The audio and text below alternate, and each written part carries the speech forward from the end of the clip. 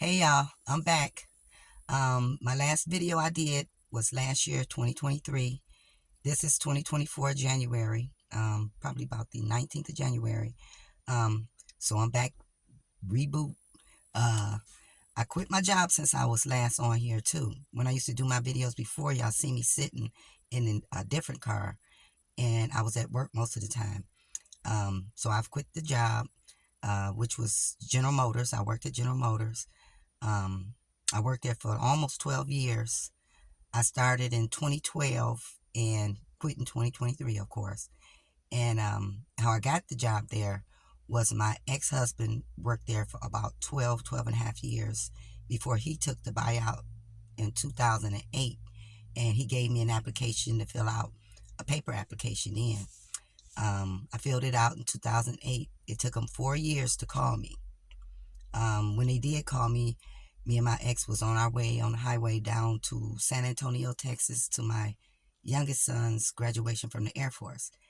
And, I answered the phone and they said, hello, this is General Motors calling, offer you a permanent full-time position with benefits, this, that, the other. And I was like, oh, thanks, and this, that, the other. And I told him that I wasn't in the state, where we were going and where we were. And the lady was like, oh, and I thought she was going to say, like, bad luck, move on to the next person. But she put me on hold and came back a few minutes later and told me that I need to be back here in Michigan by that Tuesday to do the drug screen and, physical or whatever else I need to do. So we did go to the graduation. We cut it short so we can drive back up here and be here for that. So that's how I got into General Motors. And before I started General Motors, I was a full-time housewife. Like whatever the duties call for housewife, that was my job. And I did work at a couple of temp services, and I worked at Denny's in California when we lived in Lomita, California, part-time midnights. And I worked at Denny's part-time here in Michigan. At the same time, I was working at the GM here in Michigan too for a minute. And my last job before GM called me was Boston Market, and I was making $8.25 an hour. Plus, they would pay me for gas and $15 per setup. I was the person that, when businesses or people call in for orders, I would get them all together there at the restaurant, pack them in the heat boxes, and pack all the tablecloths and plasticware and everything.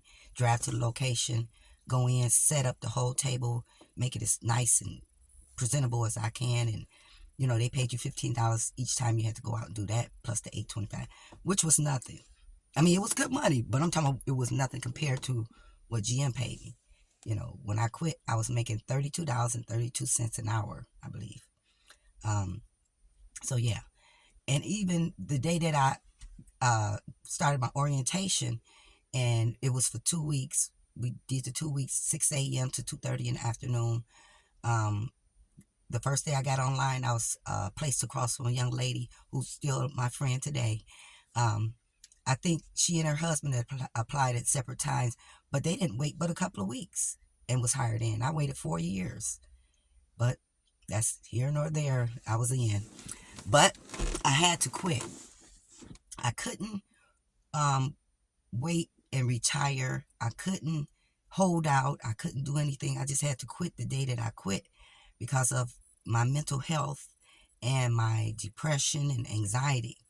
I mentioned those things previously in other videos, and I'll get into that in other videos. But for right now, um, yeah, depression is um, I don't know how to explain it, but it affects different people different kind of ways.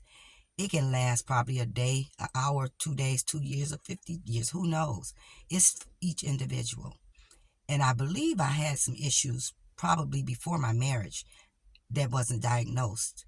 You know, when I caught my ex, um, I probably had some problems before that I never had, saw therapists for or psychiatrists for, or was on any medicine or anything like that. But when the situation happened with the me catching him cheating, it's like I don't want to say I snapped or I blacked out or any of that. I had a mental health breakdown. So a lot of things that I did during those couple of years, because I did not stop it. I went full force, crazy batch, crazy.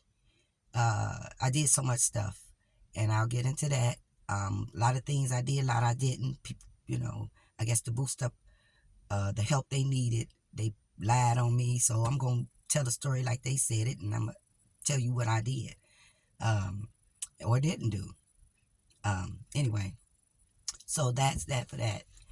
And I want to say too, with the depression, how I was living out in Flint, because when I started at General Motors, I got hired in at the Detroit Hamtramck plant here in Detroit, and I was working there for a few years. My first couple of years, I don't think I missed. I'm not sure if I missed a day, maybe a day.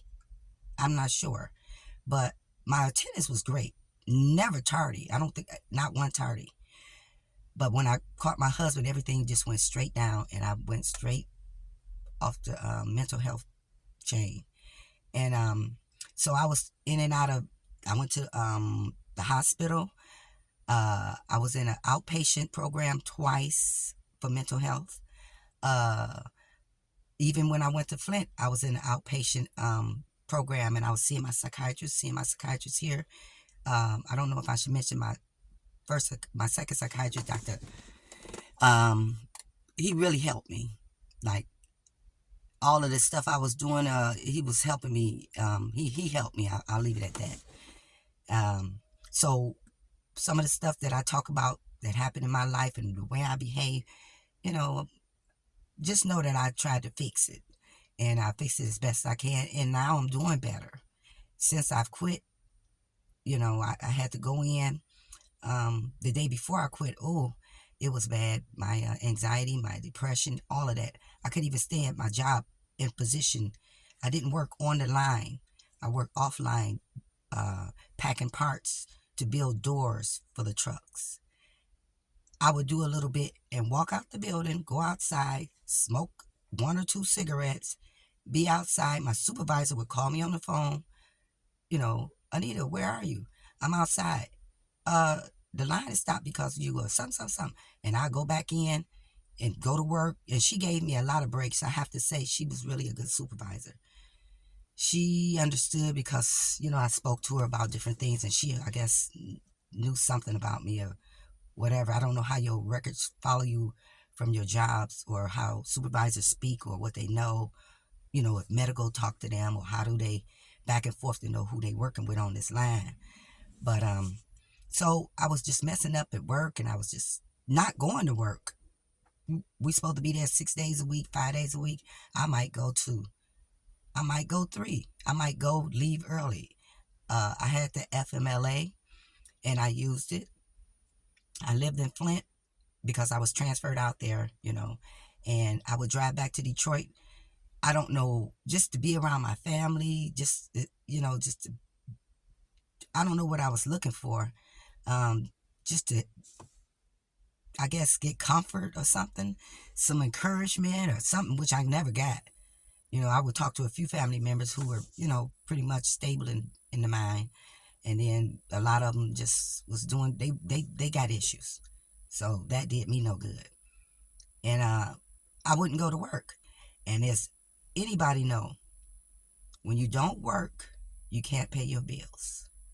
When you can't pay your bills, you can't live. You can't pay your rent, your car note. I wasn't buying food because I wasn't hungry. I wasn't eating.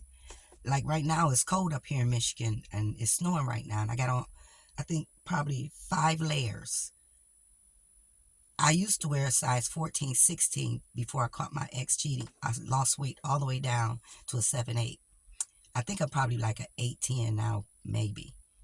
I'm not sure. I haven't bought any clothes lately because the things that I did when I was getting all that money, I don't need no clothes. I don't need any of that. So I'm still in those clothes. But to say how depression affects you, everything goes down. Everything, your work, your personal life, like waking up in the morning. It feels like when you get out of the bed, it's weights on your legs. You know you got to use the bathroom. It takes, I don't know how long to get up and go. Just go use the bathroom, go back to bed. Eating, no appetite, just bad all the way around. So what I did, the day that I was telling you about, the last day at work, how I was behaving or whatever, and I went down to talk to the, I think it's the EAP rep. I forgot the initials for that person that helped the employees when they have issues. She was really great too. Uh, she helped me. I left that day. I went to the apartment I was living in, and I made a decision when I got there. I said, well, I can't do this. I cannot do this. Tried to get sleep that night, got up early the next morning, and went back up there to the plant, walked into the union area office, asked to speak to my union rep, which I forgot he works on afternoons with me. He wasn't there, so one of the other ladies who worked with the union, I explained to her, situation, what I'm going through, how I can't do this no more. They try to, talk to me, get me to understand, this great job and this and the other, which I know. And GM is a great job to work at. I will never say nothing bad about them. They treat you well, pay you well, all of that. I understood that. But physically and mentally, I couldn't do it anymore. So me and her walked downstairs to the benefits. First, we went to the human resources, and we walked in, and the young man was in there, and she explained to him, my situation and whatever, and that I want to stop working for the company. He said, oh, okay. He went on the computer, pulled up my name. I gave him my GMIN. He put it in, typed in my name or whatever, printed the paper out. I signed it, gave it to him, and I thanked him. I said, I would like to thank you guys. You treated me well for these last almost 12 years. I appreciate everything you've done, and GM is a great company. And everybody in the office was looking like, we've never had nobody quit like that, But I thanked him. Me and her, we walked downstairs. We went to benefits, explained to them and everything. And the guy, he went through all what I needed to go through and signed all of that. And they did say that I still would have my life insurance for the rest of my life. And that was it. No medical, no dental, no vision, no anything else. But they did give me my medical and all of that stuff. And I left, went back home, called the Fidelity and pulled down my savings, which was almost $50,000 or however much it was, so I could have that money, because I was done. I was going to find me a house, a fixer-upper and all of that, which I haven't found yet. I'm staying with my niece, and I'm grateful to her and her 2 children. They've been beautiful to me.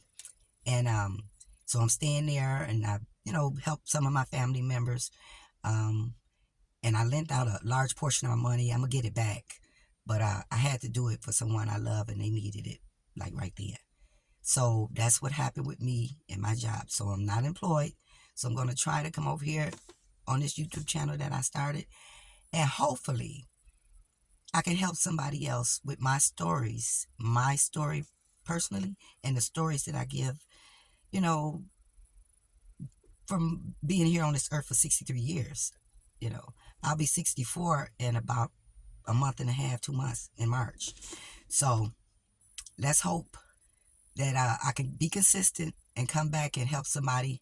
And if you guys like certain things I say or what I'm trying to do, just click the like button, share my video out, and make sure you subscribe. You never know, something might click with you, because this is not hard. I mean, this is not easy, I meant to say. Trying to make it with, mental health and depression and stuff like that, because it just don't go away, But you can work through it like I am. I'm doing pretty good right now, even though I'm living with